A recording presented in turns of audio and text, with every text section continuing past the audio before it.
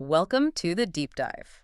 Okay, so Memorial Day weekend is almost here. You can probably feel that buzz in the air already, right? Definitely. It's the unofficial summer kickoff, maybe some racing action if you're into that, and, well, definitely time for those gatherings. Friends, family. And food. Lots of good food. Exactly.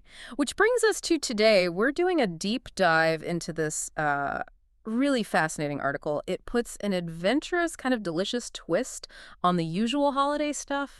We're looking at how you can genuinely, turn things up a notch with your menu, focusing on maybe a surprising star ingredient. Right. And our mission for you, the listener, is basically to explore these 5 wild game favorites for Memorial Day. We're going beyond just a summary. Yeah. We want to pull out the practical ideas, the inspiration, maybe even the philosophy behind using wild game for your feast. Consider it a shortcut. Exactly. A shortcut to knowing about some, well, pretty unique culinary options that could really impress your guests, make things memorable. And so first, let's just unpack Memorial Day itself for a second, because it really has this dual meaning for so many people. It does. The article points this out really well. It's first and foremost a day to honor the men and women who died serving in the U.S. military. A solemn remembrance. Absolutely. There's that national moment of remembrance, 3 p.m. local time.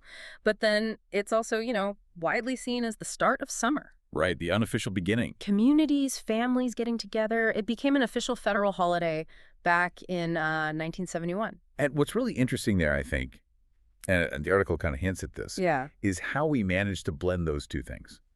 That deep respect for sacrifice alongside the joy of gathering, the promise of summer warmth. It's a unique mix. It really is. And that context, that cultural backdrop, it actually gives the food choices maybe a bit more weight, more meaning. How so? Well, it's not just fuel. It becomes part of the shared experience, part of the memory making, the stories you tell around the grill or the table. It deepens the whole thing. That makes sense. That blend of tradition and, well, celebration. Yeah. It really sets the stage for the article's main idea, doesn't it? Using wild game. Perfectly. Because it's not just about, cooking something different. It feels like it's about bringing a story, a specific flavor, maybe a bit of adventure to the table. And the author, Laura Herbolzheimer, she specifically picked these 5 favorites to nudge you, the listener, to really elevate your game cooking, go beyond the usual.